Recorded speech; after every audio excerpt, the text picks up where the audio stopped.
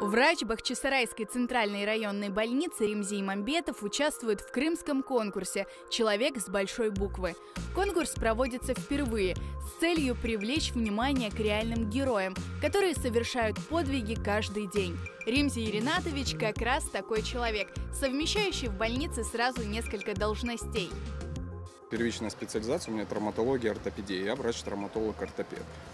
С недавнего времени я также работаю и врачом-рентгенологом, и врачом ультразвуковой диагностики сердца. Это в данный момент одно из самых востребованных и сложных диагностических исследований. Ремзи Ринатович помогает людям каждый день.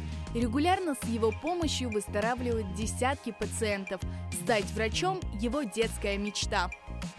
С детства была такая мечта, причем, наверное, с лет 6-7, не знаю почему, но какое-то желание именно внутреннее помогать людям, потому что какое-то, может быть, имелось чувство сострадания, какое-то соболезнования.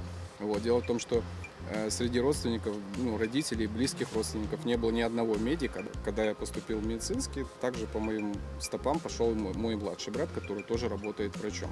С недавнего времени Ремзи Имамбетов также трудится в ковидном госпитале, развернутом на базе Бахчисарайской больницы.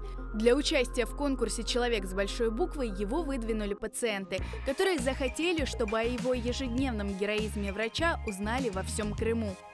В конкурсе я узнал, сколько у нас прекрасных людей, разных профессий, которые совершают реальные подвиги, достойные поступки, которые действительно заслуживают уважения. И поэтому выступать уже в конкурсе, быть просто участником и быть участником среди этих людей, это уже для меня большая гордость.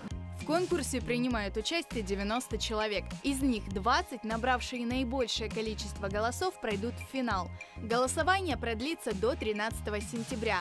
Уже в конце года определят победителя, который получит звание «Человек года».